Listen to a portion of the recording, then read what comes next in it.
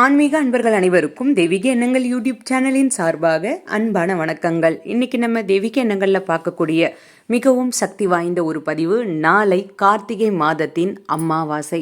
இந்த கார்த்திகை அமாவாசை தினத்தில் நீங்கள் செய்யக்கூடிய முக்கியமான 5 விஷயங்கள் மூலமாக உங்களுக்கு பணவரவு ஏற்படும், கடன் பிரச்சனை தீரும், வேண்டாம் என்றாலுமே பணம் வந்து கொண்டே இருக்கும். இந்த அமாவாசை என்று செய்யக்கூடிய முக்கியமான 5 விஷயங்கள் என்ன? இதை பற்றி தான் இந்த பதிவில் தெளிவாக விரிவாக பார்க்க போகிறோம். பதிவை தொடர்ந்து கடைசி வரைக்கும் பார்த்து பயன்பெறுங்கள். தெய்வீக எண்ணங்கள் சேனலை இப்போ தான் நீங்கள் முதல் முறையாக பார்க்குறீங்கன்னா கீழே இருக்கிற சப்ஸ்கிரைப் பட்டனை கிளிக் பண்ணிக்கோங்க. பக்கத்தில் இருக்கிற பெல் பட்டனையும் கிளிக் பண்ணிக்கோங்க. தினம்தோறும் ஒரு ஆன்மீக தகவல் கொடுக்குறேன், அது உடனே நோட்டிஃபிகேஷனாக வரும், நீங்களும் பார்க்கலாம். அமாவாசை அப்படின்றது ரொம்ப ரொம்ப சக்தி வாய்ந்த ஒரு நாள். மாதம் மாதம் அமாவாசை வரும். அதுலேயும் இந்த கார்த்திகை மாத அமாவாசை மிகவும் விசேஷமானது. இந்த நாளில் செய்யக்கூடிய வழிபாடு, முன்னோர்கள் வழிபாடு, தர்ப்பணம், தானம், இது எல்லாமே நம்ம தவறாமல் செய்யணும். இதனுடன் சேர்ந்து சில எளிய பரிகாரங்கள் செய்யும் பொழுது நமக்கு அற்புதமான பலன்கள் கிடைக்கும். நம்ம செய்கின்ற எந்த ஒரு வழிபாடாக இருந்தாலும் அது பௌர்ணமி அமாவாசை நாட்களில், இந்த பிரபஞ்ச சக்திகள் அதிகமாக இருக்கக்கூடிய நாட்களில் செய்யும் பொழுது அதற்குண்டான பலன்கள் அதிகமாக இருக்கும். செல்வ வளமும் பெருகும், குடும்பத்தில் நிம்மதி இருக்கும், சண்டை சச்சரவுகள் இருக்காது. பொருளாதாரம் சம்பந்தப்பட்ட எந்த ஒரு பிரச்சனைகளாக இருந்தாலும் அதுலேயுமே ஒரு தீர்வு கிடைக்கும் அப்படின்னு சொல்லலாம். இந்த நாளில் நம்ம அமாவாசை திதி வரக்கூடிய நாளில் முன்னோர்கள் வழிபாடு தவறாமல் பண்ணணும். இந்த நாளில் நீங்கள் செய்யக்கூடிய வழிபாடு அவர்களுடைய ஆன்மாவை சாந்தி அடைய செய்யும். அதே மாதிரி நம்ம குடும்பத்தில் ஏதாவது கர்ம வினைகள் இருந்தால் அதுவும் கொஞ்சம் கொஞ்சமாக நீங்க ஆரம்பிக்கும். நீங்கள் செய்கின்ற தான தர்மங்கள் பல மடங்கு அதிகமாக பலன்களை தரும். மற்ற நாட்களில் காட்டிலும் இந்த அமாவாசை நாட்களில் செய்யும் பொழுது அதற்கு அதிகமான பலன்கள் இருக்குது. பொதுவாகவே கார்த்திகை மாதத்தில் வரக்கூடிய அமாவாசையை நம்ம மிருஸ்ரீஷ அமாவாசை அப்படின்னு நம்ம சொல்லுவோம். இந்த நாளில் செய்யக்கூடிய காரியங்கள் செல்வ வளத்தை அதிகப்படுத்தும், முன்னோர்களையும் திருப்தி அடைய செய்யும், மகாலட்சுமியினுடைய அருளையும் நமக்கு பெற்றுத்தரும், பொருளாதாரத்தில் ஒரு உயர்வு ஏற்பட்டு பணம் சேர்ந்துக்கிட்டே இருக்கும் அப்படின்னு சொல்லலாம்.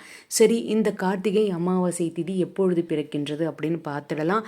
இது நாளைக்கு புதன்கிழமை காலையில் நவம்பர் 19ஆம் தேதி புதன்கிழமையன்று காலையில் 10:12 இந்த அமாவாசை திதி பிறக்கின்றது. இது நவம்பர் 20ஆம் தேதி பகல் நேரம் 12:31 வரைக்கும் இந்த அமாவாசை திதி இருக்கின்றது.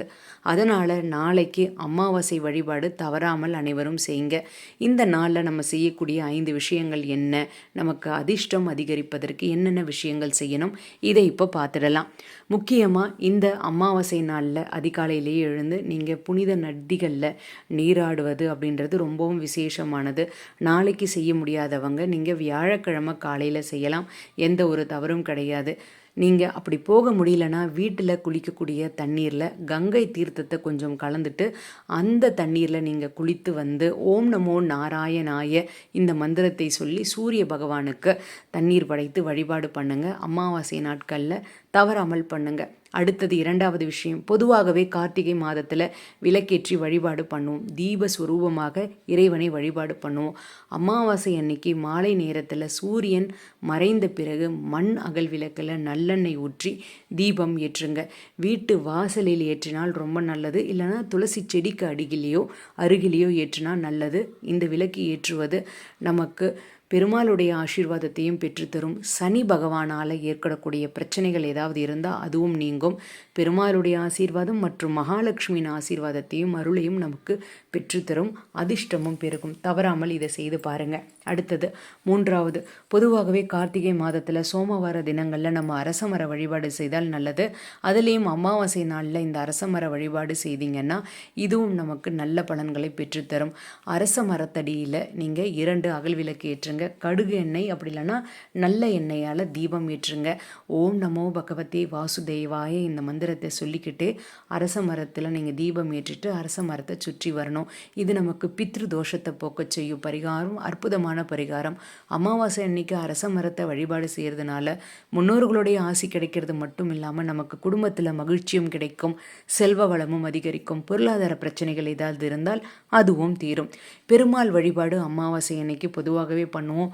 முக்கியமாக இந்த கார்த்திகை அமாவாசை புதன்கிழமையோடு வர்றதுனால அனைவரும் மாலை நேரத்தில் பெருமாளை தரிசனம் பண்ணுங்க. செல்வ வளம் கிடைக்கும், வெற்றி கிடைக்கும். நீண்ட நாட்களாக இருந்த சுபகாரிய தடைகள் ஏதாவது இருந்ததுன்னா அதுவும் நிவர்த்தியாகும். நீங்கள் தினமுமே பெருமாளை வழிபாடு செய்தால் நல்லது. வீட்டில் அமாவாசை தினத்தில் பெருமாளுடைய விக்கிரகம் வைத்திருந்தால் நீங்கள் பஞ்சாமிர்தத்தால் அபிஷேகம் பண்ணுங்கள். விக்கிரகம் இல்லைன்னா படத்திற்கு நெய்வேத்தியம் வைத்து துளசி இலைகள் சாற்றி மஞ்சள் நிற பூக்கள், சந்தனம், இனிப்பு இது எல்லாமே வைத்து படைத்து வழிபாடு பண்ணுங்கள். ஓம் நமோ நாராயணாய, ஓம் நமோ பகவதே வாசுதேவாய நமக. இந்த மந்திரத்தை குறைந்தது 9 முறை, அதிகபட்சம் 108 முறை சொல்லி வழிபாடு பண்ணுங்கள். இதனால் நேர்மறை ஆற்றல்கள் அதிகமாக இருக்கும். பொதுவாகவே அமாவாசை தினத்தில் நேர்மறை ஆற்றல்கள் பிரபஞ்ச சக்தி அதிகமாக இருக்கும். வாழ்க்கையில் உங்களுடைய செல்வ நிலை உயர்ந்துக்கிட்டே இருக்கும். நம்பிக்கை இருக்கிறவங்க செய்து பாருங்கள். 5வது, மாவிளக்கு ஏற்றி வழிபாடு பண்ணுங்க. அமாவாசை நாட்களில் மாலை நேரத்தில் மாவிளக்கு ஏற்றி வழிபாடு பண்ணுங்க. மண் அகல் விளக்கில் மாவிளக்கு தயார் பண்ணி வைத்து அதில் நீங்கள் நல்லெண்ணெய் ஊற்றி இல்லைன்னா பசுநெய் ஊற்றி தீபம் ஏற்றுங்க. இந்த தீபத்தை ஏற்றும் பொழுது மகாலட்சுமியை மனசார நினச்சிக்கோங்க, விஷ்ணு பகவானையும் மனசார நினச்சிக்கோங்க. நினைத்து இந்த தீபத்தை ஏற்றுங்க. செல்வம் பெருகும், துன்பங்கள் நீங்கும், கடன் தொல்லை தீரும், பணக்கஷ்டம் தீரும். முக்கியமாக அமாவாசை பௌர்ணமி நாட்களில் குலதெய்வ வழிபாடு அப்படின்றது நம்ம தவறாமல் பண்ணணும். எந்த ஒரு வழிபாட்டை நம்ம ஆரம்பிக்கும் பொழுதும் விநாயக பெருமானை மனதில் நிறுத்தி, குல தெய்வத்தை மனதில் நிறுத்தி பிரார்த்தனை செய்துக்கிட்டு அதற்கப்புறமா இஷ்ட தெய்வ வழிபாடு செய்யும் பொழுது உங்களுடைய வேண்டுதல்கள் அனைத்தும் நிறைவேறும் அப்படின்றதில் எந்த ஒரு சந்தேகமும் கிடையாது. அதனால் நாளைக்கு புதன்கிழமையோ வரக்கூடிய இந்த அமாவாசை நாட்களில் குலதெய்வ வழிபாடு, விஷ்ணு பகவானுடைய வழிபாடு, மகாலட்சுமி தாயாருடைய வழிபாடு தவறாமல் பண்ணுங்க. காக்கைக்கு உணவு வைங்க. தான தர்மங்கள் நீங்கள் யாருக்காவது ஒருத்தருக்கு நீங்கள் உணவு வாங்கி தரலாம். காக்கைக்கு தவறாமல் எச்சில் படாத உணவு வைத்து வழிபாடு பண்ணுங்க. அசைவம் சமைக்கக்கூடாது. அசைவம் சாப்பிட்றவங்க அசைவத்தை நாளைக்கு தவிர்த்துக்கிட்டால் நல்லது. உங்களுடைய முன்னோர்களுக்கு அவர்களுக்கு படையலிட்டு வழிபாடு பண்ணுங்க. எல்லா விதமான நன்மைகளும் உங்களுக்கு தேடி வரும்.